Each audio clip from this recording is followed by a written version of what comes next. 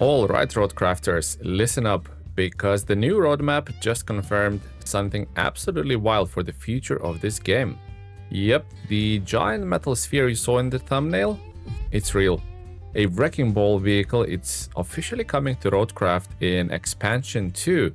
And look, this raises so many questions I don't even know where to start. The game doesn't even have destructible buildings. So what exactly are we smashing? Is it panels? Walls? My patience? I don't know, but we're diving into everything the devs just revealed, including dates, updates, the new Timberworks Pack, demo improvements, map additions, bugs, mods, the whole lot. Let's get into it. So the new RoadCraft roadmap has dropped, and honestly, this is the most clarity we had about the game's future in a little bit.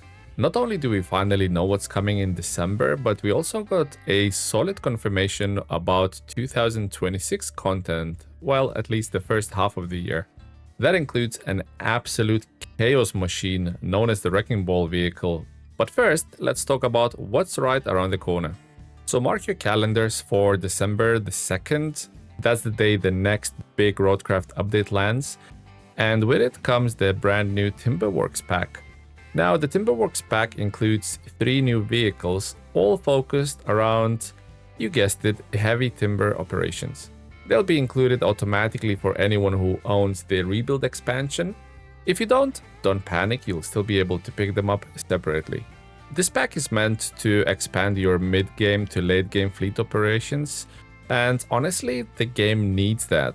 Right now, half of us driving with the same 2 trucks into the ground because we don't have much choice. So anything that diversifies that lineup is already a W in my book. But December update isn't only about the Timberworks Pack. Also hitting on December the 2nd is a new and improved version of RoadCraft demo.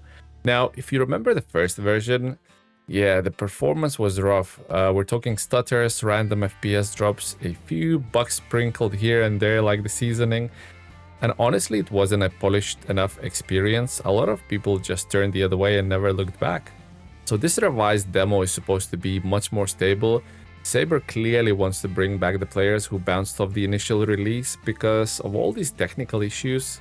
In my opinion, a good move, honestly. A strong demo is essential for a game that relies so heavily on systems, physics, simulation, and the long grind. I mean, if the demo is a lot more polished, a lot more people will try it and maybe pick up the full game, who knows. Speaking of issues, yeah, developers mentioned that the update will include bug fixes, but they didn't actually list what those fixes are, so for now we're just waiting for the patch notes, I guess. Fingers crossed, the annoying ones are finally getting some love. They also teased a new wheel compatibility. We still don't know what brands are going to be supported, but for the sim community, that's a huge deal. Many people even require a proper wheel support for this kind of title. I personally play with a controller, but some people refuse to play it unless it has a steering wheel support, and honestly, that might bring some new players into the game. Okay, enough dancing around it. Let's get into the part everyone clicked for. The Wrecking Ball vehicle coming into the game March 2026. This is both amazing and confusing for me at the same time. Because here's the thing, the RoadCraft doesn't have destructible environments.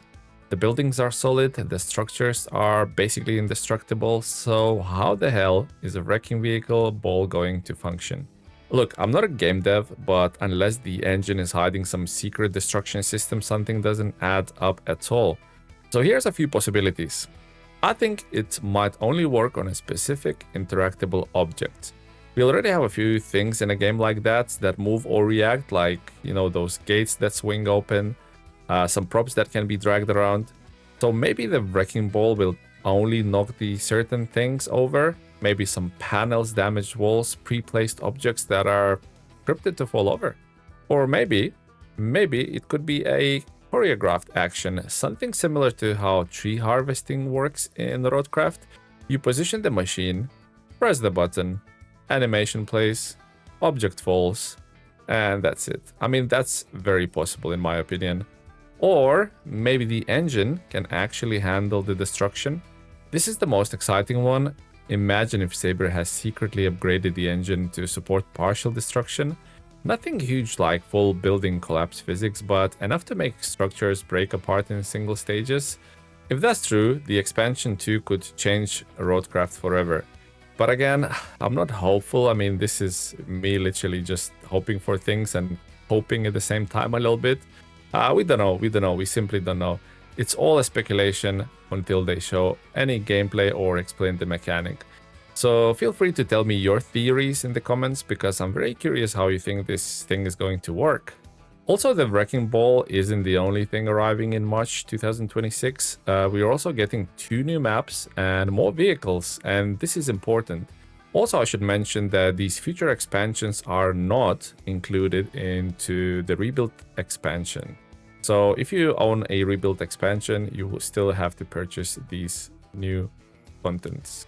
Basically, expansion 2 is a separate purchase. Some people will like that, others won't. We'll see how the community reacts. And now for one of the biggest pieces for the long-term hype of the game. They teased expansion 3, and while they didn't reveal dates or content, they did confirm one thing. Truck modding is finally coming. I think this is massive, because right now, RoadCraft's vehicles lineup is thinner than my fuel savings after a long haul. There's just not enough choice. No proper heavy tankers. There's only 2 crane vehicles that we can use at the moment. To be honest, there's barely any multi-purpose vehicles, which would be nice to have in the game. You always feel like you're missing something. But once modders get the tools, oh lord, we're gonna see monster trucks, 10 by 10 beasts, fully customized, log carriers, dedicated fuel holders, you know, all the bizarre creations nobody asked for, but everybody loves. The community will absolutely thrive with modding, I think. I genuinely think this is the single best feature to ensure RoadCraft's long-term health. I mean, modding is, in my opinion, is a recipe for a long-term support of the game. I really hope future updates include at least some customization options for the trucks. Nothing crazy like SnowRunner's entire menu of tires, suspensions, winches, snorkels, you know, but something like just give us the different tire options. Give us maybe gearbox choices now that we have the manual gearbox in the game. Fuel add-ons that are not locked to one truck, you know. I would like to put a fuel add-on on my Pega, for example. Color options, more color options would be absolutely nice. Just minor upgrades would be welcome. Right now, if you enable fuel like me, you only have one articulated fuel truck, which isn't ideal. Yes, the other trucks can carry a few liters of fuel here and there, but as I say, it's not ideal at all. I'd love a small 3-axle tanker truck or even a modular fuel add-on. But hey, maybe the modders will solve all that once the tools are in their hands. So, what do you guys think about the expansion 2 and especially the Wrecking Ball machine? Is it finally time to stop rebuilding and start smashing everything in sight? Or do you think it's going to be a small gimmick, maybe a scripted action you can only perform in a specific spot? I mean, drop your guesses down below. I genuinely can't wait to discuss this with you, because this feature could be genius, or it could be the weirdest addition the game has ever seen.